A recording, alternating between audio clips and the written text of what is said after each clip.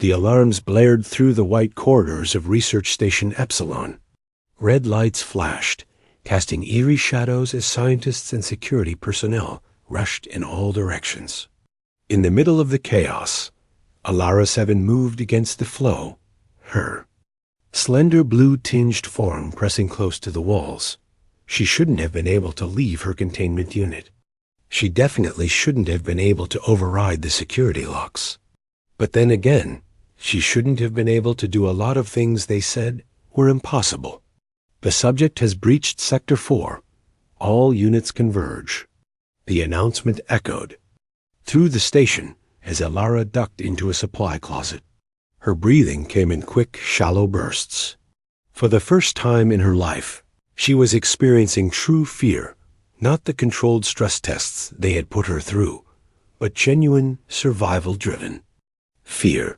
Alara had spent her entire life in this facility. 22 Earth years of tests, experiments, and being treated like a dangerous specimen rather than a person. She had only learned the truth about herself 3 days ago, when she overheard 2 scientists talking outside her chamber. The Coalition. Military wants to weaponize her genetic adaptability, one had said. They're transferring her to the Vega facility tomorrow. Can you blame them? The other replied. Her DNA can rewrite itself in response to almost any environmental factor. Imagine deploying soldiers with that ability. That night, Alara began planning her escape. Her species, the Ardaxians, had natural adaptive abilities, but hers had been enhanced through genetic manipulation before she was even born. The scientists called her the most successful subject in their program. What they didn't know was that her adaptations went beyond physical changes. Her brain had been subtly rewiring itself too, allowing her to understand their computer systems by merely watching the technicians work. Hiding in the closet, Alara looked down at her hands. The blue tint of her skin was already fading, taking on a pinkish hue that would help her blend in wherever she ended up. Her 4-fingered hands were slowly growing a 5th digit. It hurt, but she endured the pain silently. The voices and footsteps of security teams passed by her hiding spot. When the corridor fell silent, Alara slipped out and continued toward the shuttle bay.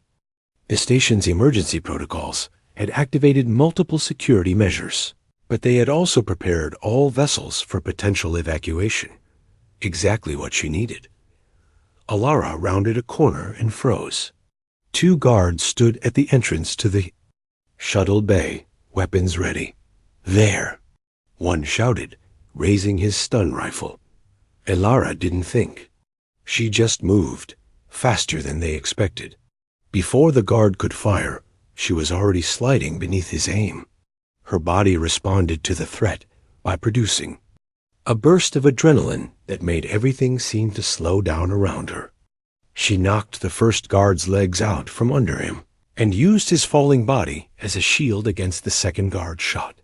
The stun blast hit his companion instead, and Alara was already moving again, leaping forward to deliver a precise strike. To the second guard's neck, he dropped without a sound. Sorry, she whispered, though she wasn't sure if she meant it. Inside the shuttle bay, Alara quickly identified the smallest vessel, a 2-person scout ship used for short-range missions. Perfect for her needs. As she approached, the ship's systems activated automatically, responding to the security clearance chip she had stolen from one of the lab technicians. The ship's hatch opened with a soft hiss. Alara climbed inside and sealed the door behind her. The control panel lit up with symbols she had only seen in training simulations, but her hands moved across them with surprising confidence. Unauthorized launch detected in Bay 3, the station's AI announced throughout the facility. Security breach in progress. Alara worked faster, initializing the launch sequence. The bay doors remained closed, but she had anticipated this. She directed the ship's small laser array at the emergency manual release and fired. The mechanism sparked and smoked, then triggered. The massive doors began to slide open, revealing the star-filled void beyond. Stop the launch, Override code. Gamma 69. A voice came through the ship's communication system. On the screen, Alara could see Director Mason running into the bay, his face red with exertion and anger. "Sorry, Director," Alara said, though she knew he couldn't hear her. "I'm not your weapon." The ship's engines roared to life. Before the bay doors had fully opened, Alara guided the vessel forward and out into space. The sudden acceleration pushed her back into the pilot's seat as the research station rapidly shrank behind her. For a brief moment, Alara felt a wave of pure joy. She was free. Then reality reasserted itself as warning alerts flashed across the control panel. 2 larger ships had launched from the station's main bay. Coalition pursuit vessels .ELARA pushed the small scout ship to its limits, heading toward the densest part of the nearby asteroid field. The ship wasn't built for combat or extended chases, but it was agile. She weaved through the floating rocks, using them as cover while her pursuers fired warning shots that lit up the darkness around her. "Return to the station immediately," a stern voice ordered through the communication system. "You are classified as a priority alpha security risk. Compliance is not optional." Alara shut off the communication system and focused on flying. Her hands were now almost fully transformed, 5 fingers giving her better control over the human-designed interface. Her body continued to adapt to her situation, her vision sharpening to better navigate through the darkness of space. For 6 hours she managed to evade capture, pushing deeper into an uncharted sector of space. Then her luck ran out. A well-aimed shot clipped the ship's propulsion system. Warning lights flashed as the vessel began to spin. Alara fought with the controls, managing to stabilize the ship, but the damage was done.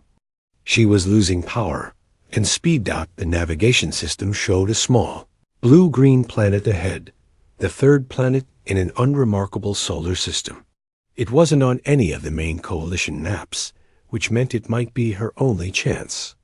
Alara set course for the planet, hoping her pursuers would assume the damaged ship would continue drifting into deep space dot as she approached the planet's atmosphere. The remaining engines sputtered and died. The ship began to heat up as it entered the atmosphere uncontrolled. Alara strapped herself into the crash harness and closed her eyes. Her body was already adapting to prepare for impact, her bones becoming denser, her skin thickening slightly. The viewport, she could see green fields and blue water growing larger by the second. The ship's emergency systems activated at the last moment, deploying stabilizers that somewhat slowed her descent. Still, when the vessel hit the ground, the impact was tremendous. Metal twisted and tore. Sparks flew from the control panel. When everything finally stopped moving, Alara opened her eyes. She was alive, hanging upside down in the crash harness. Through the cracked viewport, she could see tall green plants swaying in a gentle breeze. The air that leaked into the cabin smelled sweet and fresh. With shaking hands, Alara released the harness and fell to what was now the ceiling of the inverted ship. Pain shot through her left leg, but she could feel her body already working to repair the damage. She crawled toward the emergency hatch and pushed it open. Sunlight, bright and warm, greeted her as she dragged herself out of the wreckage. All around her were rows of tall green plants that seemed to stretch for miles. The sky above was blue and clear, with no sign of her pursuers. Alara collapsed onto the soft earth, allowing herself one moment of rest. She had made it this far. Now she just needed to figure out where she was and how to survive on this unknown planet dot in the distance. She heard a strange rumbling sound approaching. Pushing herself up, Alara saw a cloud of dust moving toward her. As it came closer, she could make out a primitive ground vehicle with large wheels. A human male sat inside it, his mouth open in shock as he stared at her and the crashed ship. Alara didn't know much about humans, except that they were considered primitive by Coalition standards. This planet hadn't even been properly catalogued yet. But as the human stepped out of his vehicle and cautiously approached, Alara realized something important. On this remote planet, she might find the one thing the Coalition would never give her: a chance to live. Frank Miller had been farming this land for over 30 years. He had seen droughts, floods, and even a tornado that took his barn in '09. But he had never seen anything like this. Spacecraft, an actual spacecraft, was half buried in his western cornfield. And crawling away from it was what could only be described as a person who wasn't from Earth. Frank stopped his old pickup truck about 50 feet away. His first thought was to drive back to the house and call someone, the police, the military, maybe even NASA. But something made him pause. The figure from the ship looked injured, struggling to move through the tall corn. "Hello?" Frank called out, his voice shaking slightly. "Are you okay?" Alara froze at the sound of the human's voice. Her universal translator implant was working, converting his words to something she could understand. She hadn't expected to be discovered so quickly. Looking down at her hands, she saw they had almost completely shifted to match human appearance, but her skin still held a faint blue tint. Her eyes, she knew, would be the biggest giveaway, large and violet-colored. "Please," she said, the translator converting her words to the human's language. "I mean no harm." Frank took a step back when she spoke. He was a practical man who read the newspaper and watched the evening news. He knew what most people thought about aliens, that if they ever came to Earth, it would be to take over or destroy humanity. But this creature didn't look like she could destroy anything. She looked scared. "You're hurt," Frank said, noticing how she favored one leg. "I will heal," Alara replied. "My body repairs itself quickly." A sound in the distance made both of them look up. It was faint, but Alara recognized it immediately, the hum of Coalition engines. They had tracked her descent after all. "They're coming for me," she said urgently. "Please, I need to hide." Frank didn't know who they were, but the fear in the alien's eyes was unmistakable.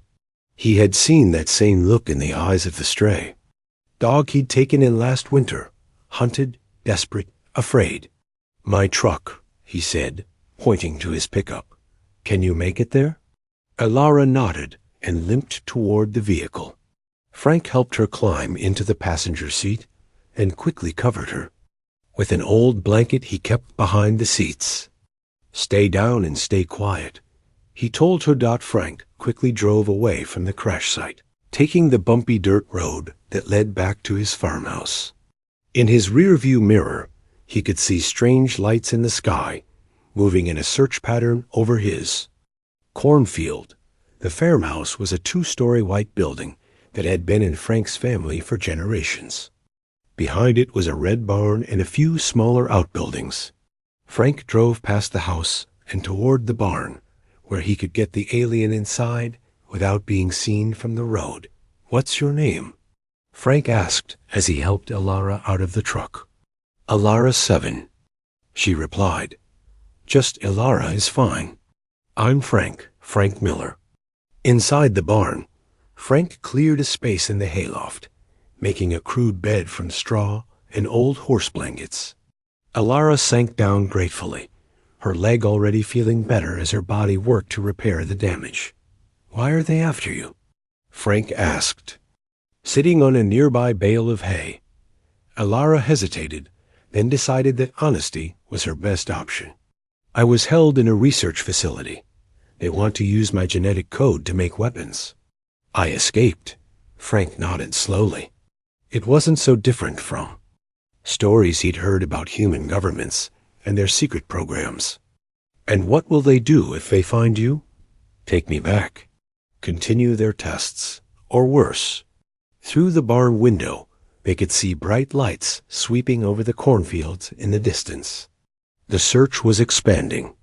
"They'll find your ship," Frank said Yes, but if they don't find me, they might think I died in the crash or fled elsewhere. Frank thought for a moment. You need to stay hidden until they leave. This farm is pretty isolated, but people do come by sometimes. Can you ... Can you look more human? Alara nodded. My appearance is already adapting. By morning, no one will be able to tell I'm not from Earth just by looking, but scanners would detect me. Do those people have scanners? Yes, but they have to be fairly close to use them. Frank stood up. Then we need to make sure they don't get close. Wait here. He returned to his truck and drove back toward the crash site. Several strange aircraft were hovering over his cornfield, and men in dark uniforms were examining the crashed ship. Frank took a deep breath and drove right up to them. A man who seemed to be in charge approached as Frank got out of his truck. Sir, this is a restricted area now. You need to leave, the man said. Frank put on his best confused farmer act. This is my land. What's going on here? What is that thing? Just a satellite that crashed. Nothing to worry about. Did you see anything unusual in the last few hours? Anyone strange in the area? Frank shook his head. Nope, been working the north. Field all day. Just came back and saw your lights. If that satellite damaged my crops, I expect compensation. The man handed Frank a card. Contact this number. Now please return to your home. We'll be done shortly. Frank drove back slowly, making sure they saw him heading to his house, not the barn. Once inside his home, he watched from the window as the search continued. After about an hour, the lights began to concentrate back around the crash site. By midnight, they had loaded what remained of Alara's ship onto a larger vessel and departed. Frank waited another hour before returning to the barn. Alara was sitting up when he entered, her leg completely healed. But that wasn't what surprised Frank. Her appearance had changed dramatically. Her skin was now a perfect human tone. Her eyes had shrunk to human size, though they remained an unusual shade of violet, and her facial features had subtly shifted to appear more human-like. They're gone, Frank told her. Took your ship with them. Thank you, Alara said softly. You risked yourself for me. Why? Frank shrugged. Seemed like the right thing to do. What happens now? She asked. Well, you can't stay in my barn forever. Do you have somewhere to go? Alara looked down. No, I've never been free before. I don't know anyone or anything about your world. Frank sighed. He was a widower with no children, living alone on a struggling farm that was too big for one person to manage properly. He'd been thinking about hiring help, but couldn't afford the wages a human would demand. Can you work? He asked. Suddenly, I mean, farm work. It's hard, but I could use the help, and you'd have a place to stay. Alara looked around the barn, then out the window at the fields stretching into the darkness. I know nothing about farming, but I learn quickly, very quickly. Well, Frank said, we can start tomorrow. For now, you should rest. I'll bring you some food and proper bedding. As Frank walked back to the house to gather supplies, he wondered if he had lost his mind. He was harboring an alien fugitive and had just offered her a job. But something told him that Alara wasn't a threat. And maybe, just maybe, she was exactly what his lonely farm needed. Meanwhile, in the barn, Alara watched the stars through a gap in the roof. For the first time in her life, she was looking at the night sky as a free person. She didn't know anything about farming or about living on Earth, but she was determined to learn. This human had shown her kindness when he had every reason to fear her. She would repay that kindness any way she could. 6 months passed more quickly than Alara could have imagined. Spring had turned to summer, and now the first hints of fall colored the edges of the farm. In that time, she had learned more than she ever thought possible about Earth, humans. And most surprisingly, Plants. Frank stood at the edge of his cornfield, shaking his head in amazement. The corn stood nearly 10 feet tall, with stalks thicker than his wrist and ears twice the normal size. His wheat field had yielded 3 times the usual harvest. Even his small vegetable garden was producing tomatoes the size of softballs. "I still don't understand how you do it," he said to Ilara, who was gently touching a cornstalk with her fingertips. Ilara smiled. Her appearance had completely stabilized into human form, though her violet eyes remained. Frank had told neighbors she was his niece from out west, and nobody questioned it. She now wore overalls and a checked shirt, her once short military style, hair grown into a ponytail. "I can sense what they need," she explained. "My cells communicate with theirs. It's like having a conversation, but without words." Frank nodded, though he didn't really understand. All he knew was that his failing farm was now the most productive in the county, and for the first time in years, he wasn't worried about making ends meet. "Well, whatever you're saying to them, keep it up," he chuckled. "The co-op is offering top dollar for our crops." They walked back toward the farmhouse together. In the driveway sat Frank's old pickup truck, and beside it, a new tractor they had been able to buy with the profits from the early harvest. "Frank," a woman's voice called. Susan Powell, the local veterinarian, was walking up the drive. She was one of the few people who knew Ilara's secret, having figured it out when she came to treat Frank's sick cow a month after Ilara's arrival. The cow had mysteriously recovered before Susan even arrived, and the vet's sharp eyes had noticed Ilara's unusual connection with the animal. "Susan," Frank greeted her with a warm smile. "What brings you by?" "2 things," Susan said. "First, did you hear about the agricultural researchers who've been asking questions in town?" Frank and Ilara exchanged a glance. "No," Frank said carefully. "What kind of questions?" "About crop yields, mostly. Specifically about farms with unusual growth patterns." Susan gave Ilara a meaningful look. "Like yours." Ilara felt a cold knot form in her stomach. "Coalition," she whispered. "What was the second thing?" Frank asked, trying to keep his voice steady. Susan held up a newspaper. "You made the front page of the county paper. Local farm sees miracle growth. There's even a picture of your cornfield." Frank took the paper, his hands slightly shaking. "This isn't good. Should I leave?" Ilara asked quietly. "I don't want to bring trouble to you." Frank shook his head firmly. "This is your home now. We'll figure something out."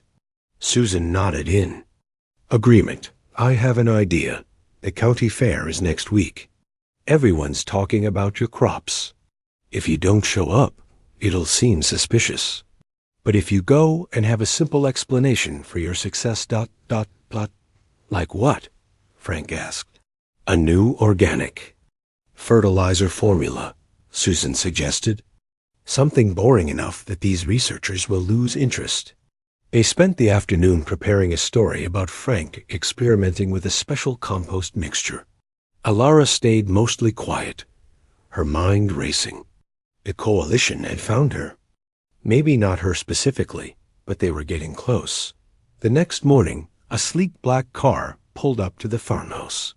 Frank saw it from the kitchen window and quickly sent Ilara to the barn with a warning look. A man in an expensive suit stepped out of the car. He was tall and lean, with sharp features and calculating eyes. "Mr. Miller?" he called as Frank stepped. On to the porch. "Gregory Wells, Department of Agricultural Research." Frank wiped his hands on his jeans before shaking the offered hand. "What can I do for you, Mr. Wells?" "I'm conducting a study on exceptional crop yields in the region. Your farm has been mentioned quite often." Wells smiled, but it didn't reach. His eyes. "Mind if I have a look around?" Frank shrugged, trying to appear casual. "Not much to see. Fields are fields. I'd like to take some soil samples, if you don't mind." Before Frank could answer, a crash came from the barn. followed by a young woman's scream. Frank's heart leaped into his throat as he ran toward the sound, Wells close behind him. Inside the barn, they found Lily Bennett, the teenager Frank had hired to help with the horses, pinned beneath a fallen shelf. Beside her, Ilara was single-handedly lifting the heavy wooden structure off the girl. Wells stopped short, his eyes fixed on Ilara. She set the shelf aside and helped Lily to her feet. "Are you okay?" Ilara asked the frightened girl. Lily nodded, rubbing her shoulder. "I think so." "Thank you, Ilara. I don't know how you lifted that by yourself." Wells stepped forward. That was impressive. The shelf must weigh 200 pounds. Ilara shrugged, avoiding his gaze. "Adrenaline, I guess." Frank quickly inserted himself between them. "Lily, why don't you go up to the house? Susan's there. She can check your shoulder." After Lily left, Wells turned his attention back to Ilara. "I don't believe we've met. Gregory Wells." He extended his hand. "Ilara Miller," she replied, using the last name Frank had suggested for her cover story. "Frank's niece." Wells nodded slowly, his eyes never leaving her face. "Interesting eyes you have, Miss Miller." "Colored contacts," she lied smoothly. "I like to be different." Wells smiled that cold smile again. "Don't we all?" He turned back to Frank. "I'll just collect those soil samples now, if you don't mind." After Wells left, Frank found Ilara in the hayloft, her usual hiding spot when she was upset. "He knows," she said simply. "Not everything, but he suspects." Frank sat beside her. "We don't know that." "I do. I saw the scanner in his jacket pocket, and I had to use my strength to save Lily. I couldn't let her be hurt." Frank put an arm around her shoulders. "You did the right thing. And we don't know for sure he's coalition." "He is," Ilara said firmly. "The way he moved, the way he watched everything. He's military, not agricultural." That night, Frank called an emergency meeting with Susan and a few trusted friends from town who knew Ilara's secret. They gathered in the farmhouse kitchen, speaking in low voices. "If they suspect she's here, they'll be watching the farm," Susan said. "Ilara can't leave without being spotted." "And I won't leave," Ilara added firmly. "This is my home now. You are my family." Frank looked around the table at the small group of humans who had accepted Ilara without question. There was Susan the vet, Joe the mechanic who had taught Ilara how to fix the tractor, and Betty who ran the local diner where Ilara sometimes helped out. They had all seen what she could do, how she could help things grow and heal, and they had kept her secret. "Then we protect our own," Frank said decisively. "We stick to our story. Ilara is my niece. The crops are growing well because of a new organic method. Nothing unusual is happening here." As they talked, none of them noticed the small drone hovering outside the kitchen window. Its camera zoomed in on Ilara's face, miles away. In a temporary facility set up at the edge of town, Gregory Wells watched the footage on a monitor. He picked up a secure communication device. "Control, this is Wells. I believe I've located subject Ilara 7. Requesting full team deployment for confirmation and extraction." The response was immediate. "Extraction team en route. Arrival in 12 hours. Maintain surveillance only. Do not engage." Wells smiled as he set down the device. After 6 months of searching, his career was about to take a very positive turn. All he had to do was wait. Dawn broke over the farm with a red sky that matched Frank's mood. He had barely slept, spending most of the night keeping watch from his bedroom window.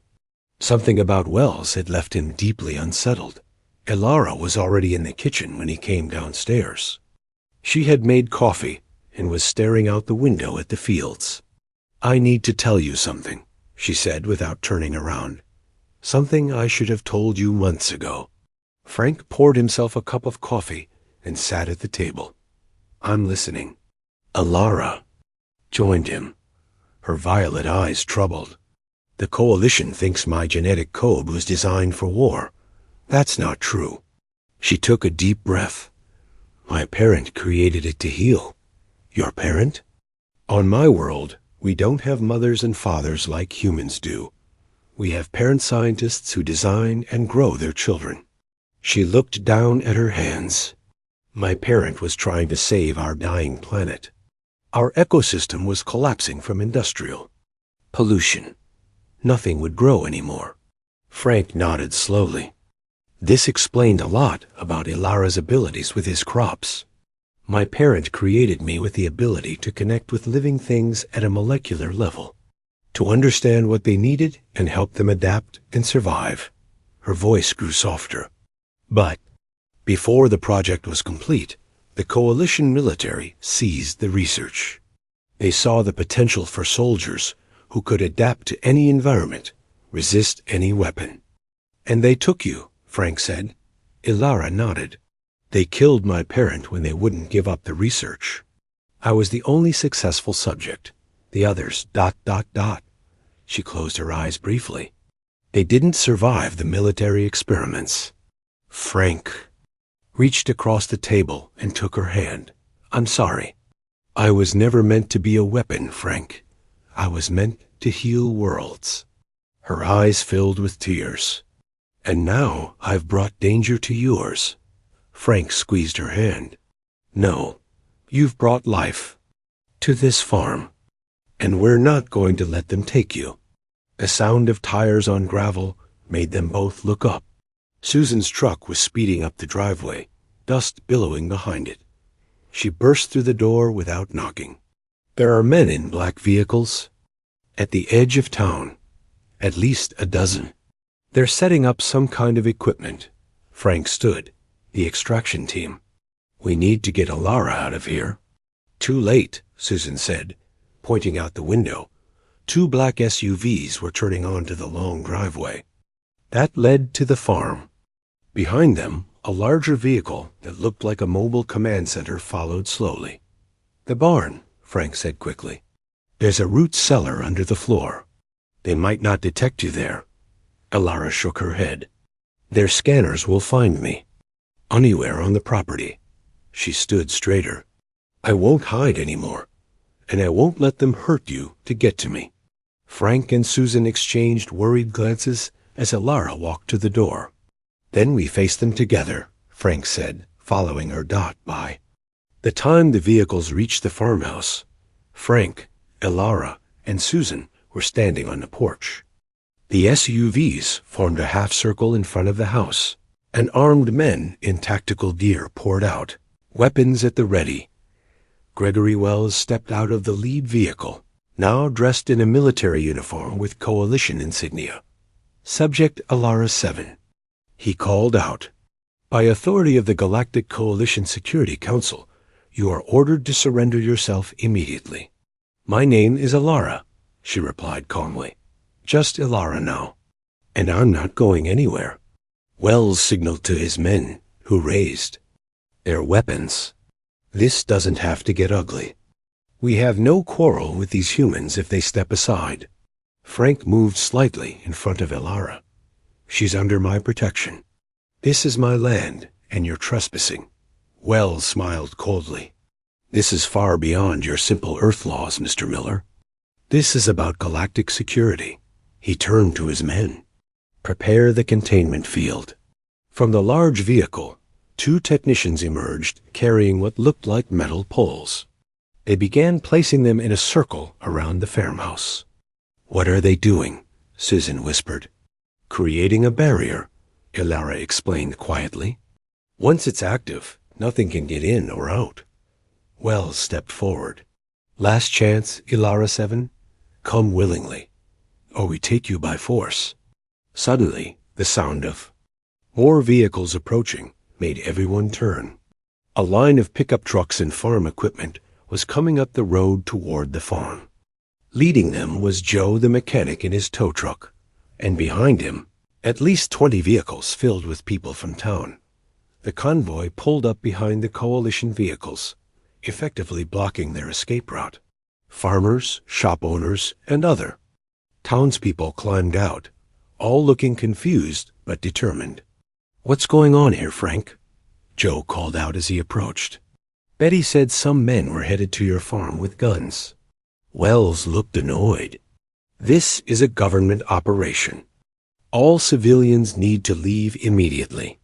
Joe crossed his arms. "What government would that be?" "Because I've lived in this county for 60 years, and I don't recognize your uniform." More people gathered behind Joe, murmuring in agreement. "Wells's?" Face darkened with anger.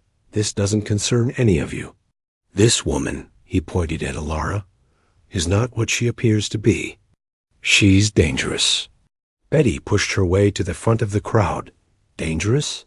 The girl who helped save my diner when the freezers broke down? Who volunteers at the senior center every Wednesday? That's who you're calling dangerous?" "You don't understand what she is," Wells insisted. "We know exactly who she is," Frank said loudly. "She's the person who saved this farm, who helped our crops grow when we were facing the worst drought in 50 years, who healed animals and helped people when they needed it." Susan stepped forward. "And if you're saying she's not human, well, maybe that's true. But she's shown more humanity than you are right now." Wells looked at the growing crowd of determined locals, then back at Alara. His jaw tightened. "She is the property of the Galactic Coalition. Her genetic code is classified as a potential bioweapon. We are taking her with us, with or without your cooperation." Alara stepped forward, placing herself between Wells and the townspeople. "Is that what you told your superiors? That I'm a weapon?" She looked around at the fields surrounding the farm, the healthy crops stretching as far as the eye could see. "Does this look like destruction to you?" She knelt and placed her hands on the ground. Immediately, the earth around her began to change. Flowers pushed up through the soil and bloomed. In seconds, creating a circle of vibrant color around her. "My genetic code wasn't created for war," she said, loud enough for everyone to hear. "It was made to heal dying ecosystems, to help things grow." She stood facing Wells directly. "The military stole the research and twisted its purpose. They killed my parent because they wouldn't help create weapons." Wells hesitated, clearly not having expected this public confrontation. "That's not relevant. My orders are to bring you in. And our decision is that she stays," Frank said firmly. He turned to the crowd. "Alara has been living among us for 6 months. In that time, she's done nothing but help this community. She's healed our land during the worst drought we've ever seen. Are we going to let these strangers take her?" A chorus of no rose from the crowd. People were now completely surrounding the coalition forces, their numbers growing as more vehicles arrived. Wells looked at his men, then back at the determined faces of the townspeople. For the first time, uncertainty showed in his eyes. He reached for his communication device, stepping away to speak privately. The standoff continued as the sun climbed higher in the sky, neither side willing to back down. The standoff continued into the afternoon. More townspeople arrived, bringing food and water. They formed a human chain around Frank's property, their message clear. Alara was one of them now, and they would protect her. Wells paced back and forth, speaking urgently into his communication device. His men looked increasingly uncomfortable as the crowd grew. What had been planned as a simple extraction had become a very public confrontation. "Something's happening," Susan whispered to Frank. And Alara, as they watched from the porch, 3 black helicopters appeared on the horizon, approaching rapidly. The crowd looked up nervously, but nobody broke the line. "More coalition forces?" Frank asked. Alara shook her head, her expression puzzled. "Those aren't coalition aircraft." The helicopters landed in the empty field across from the farm. "Men," and women in dark suits emerged, followed by what appeared to be government officials. One woman in particular stood out, tall, confident, wearing a navy blue suit with an American flag pin. She walked directly toward Wells, flanked by serious-looking men with earpieces. "Who is that?" Ilara asked. "Janet Howard," Susan replied in surprise. "She's our state governor." Wells straightened his uniform as Governor Howard approached. They spoke briefly, their conversation too far away to hear, but Wells's face grew increasingly frustrated. After several minutes, Governor Howard walked toward the farmhouse, leaving Wells looking defeated. The crowd parted to let her through. "Mr. Miller," she said, extending her hand to Frank. "I understand there's been some confusion here today." Frank shook her hand cautiously. "That's one way to put it." Governor Howard turned to Ilara. "And you must be Ilara. I've heard quite a lot about you in the last few hours." Ilara nodded, unsure how to respond. "May we speak privately?" the governor asked, gesturing to the house. Inside the farmhouse kitchen, Governor Howard sat at the table with Frank and Ilara. Two of her aides remained standing by the door. "I'll be direct," she said. "We've been monitoring this situation since unusual satellite imagery showed exceptional crop growth in this region. When foreign operatives began investigating, we became very interested." "Foreign operatives?" Frank repeated. "That's what they are from our perspective," the governor said with a slight smile. "The Galactic Coalition has no jurisdiction on Earth. We're not members, never signed any treaties with them." Ilara looked shocked. "You know about the Coalition?" "Governor." Howard nodded. "Earth governments have been aware of extraterrestrial civilizations for decades. We maintain a policy of non-engagement, but we do monitor their activities when they concern our planet." She leaned forward. "When we realized they were searching for someone with remarkable abilities to enhance plant growth during a global food crisis, well, that became a matter of national security." "So what happens now?" Frank asked cautiously. "That depends on Ilara," Governor Howard replied. "The Coalition has no legal right to take you from Earth. We've made that clear to Officer Wells. However, your abilities represent something extraordinarily valuable to our world." Ilara tensed. "You want to study me too?" "No," the governor said firmly. "We want to learn from you, voluntarily. Your techniques for enhancing crop growth could help address food shortages globally. But it would be your choice to share that knowledge as a resident of Earth under our protection." Frank looked at Ilara. "It's your decision." Ilara was quiet for a moment. "I want to stay here," she finally said, "on the farm. But I'm willing to share what I know about plant biology and ecosystem restoration." Governor Howard smiled. "I think that can be arranged." She stood up. "Now, let's go tell everyone the good news." Outside, the tension had visibly shifted. Coalition forces were retreating to their vehicles under the watchful eyes of what were clearly federal agents. Wells stood alone, looking furious. "Governor." Howard addressed the crowd. "Citizens, thank you for your courage today. You protected one of your own, and in doing so, you may have helped secure a brighter future for our entire planet." She turned to Wells. "Officer Wells, your team has 1 hour to leave Earth airspace. Any further attempts to remove Ilara from our planet will be considered a hostile act." Wells stepped forward. "This isn't over. The Coalition Security Council can file a formal diplomatic request if they wish to speak with Ilara." Governor Howard interrupted. "But she is now under the protection of the United States government, and more importantly, these good people." She gestured to the crowd. "I suggest you don't test their resolve or ours." Wells looked from the governor to Ilara, then to the determined faces of the townspeople. Finally, he gave a curt nod and walked back to his vehicle. Within minutes, the coalition forces had departed. A cheer went up from the crowd. People surged forward to congratulate Frank and Ilara. The celebration quickly turned into an impromptu party on the farm, with Betty bringing food from her diner and Joe hooking up speakers to play music. As the sun began to set, Ilara found a quiet moment with Frank on the porch, away from the festivities. "What do you think will happen now?" she asked. Frank looked out at his thriving fields, then at the townspeople celebrating on his land. "I think you'll keep working on the farm, just like before.